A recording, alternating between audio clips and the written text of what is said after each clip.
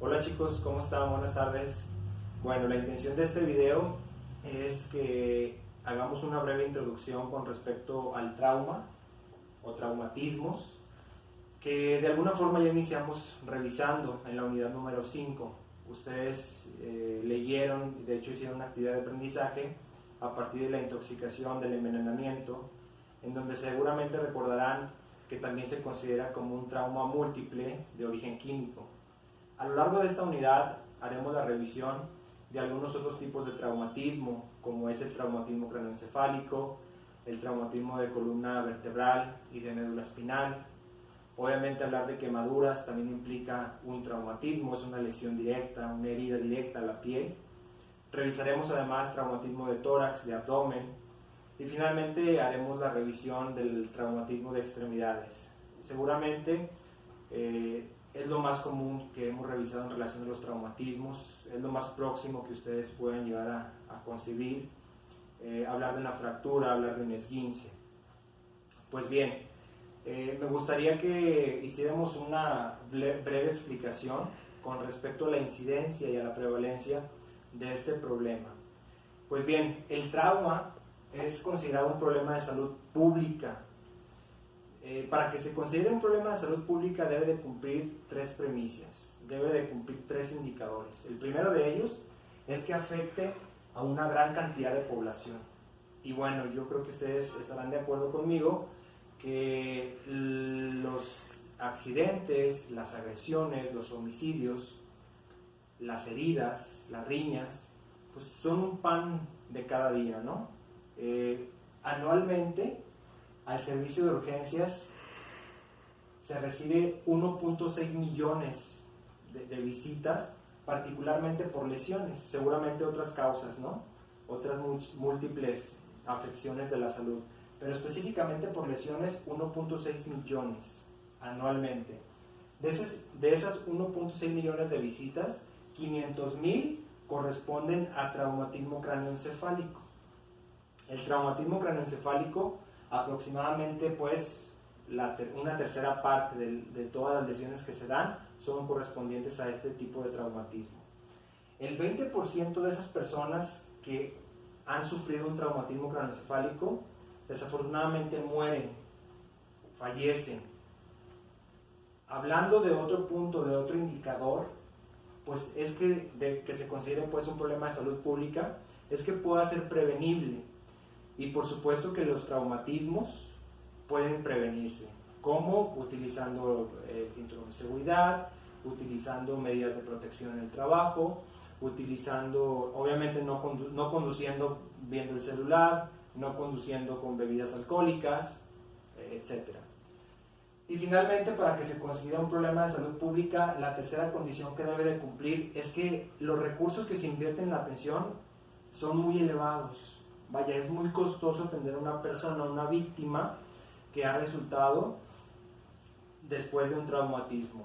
Entonces, con eso nos ligamos a ese 80% que quedan, es decir, las personas que no murieron, que afortunadamente no murieron, son las que seguramente en algún momento nos vamos a encontrar en los diferentes servicios del hospital, sean urgencias, sean medicina interna, sean cirugía, en donde estemos laborando, es ahí donde nos vamos a encontrar seguramente con esas personas que han sufrido alguna lesión. Y lo importante pues va a ser que le demos o le sepamos brindar los cuidados necesarios, las acciones inmediatas, las acciones básicas al respecto. Eso es lo que tenemos que aprender en lo que resta de esta unidad.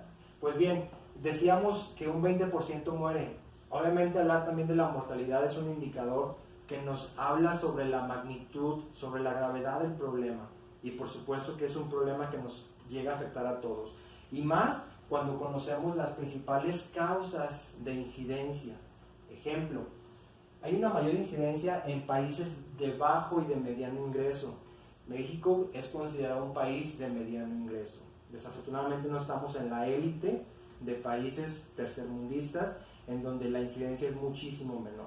¿Por qué? Porque seguramente tienen políticas públicas más efectivas, etc. Sucede más en jóvenes de 15 a 44 años de edad. Chicos, yo tengo 32 años, ustedes seguramente oscilan entre los 20 y 25 años máximo. Entonces, somos, a final de cuentas, la población que está en riesgo. Y bueno, si vemos por otro lado, es la población más productiva, estamos en la etapa más productiva de la vida. En relación a hombre y mujer, se dice que por cada 3 hombres que se accidentan o que sufren algún traumatismo, solamente una mujer. Por lo tal, hay mayor incidencia en el sexo masculino. ¿Por qué? Porque tendemos a ser más impulsivos, tendemos a hacer o hacer las cosas sin pensarlas menos, nos creemos Superman, nos creemos que todo lo podemos, etc. Las mujeres son un poco más precavidas, piensan un poquito más las cosas, de manera más cautelosa, ¿no? Y bueno, para seguir, pues de alguna u otra forma, entendiendo la problemática social que se vive con respecto a los traumatismos, debo de comentarles, en el 2015 en el estado de Aguascalientes, los accidentes formaron la cuarta causa de mortalidad. Los suicidios, la 8ª causa de mortalidad. Y la 16ª causa de mortalidad de nuestro estado en el 2015 fueron las agresiones.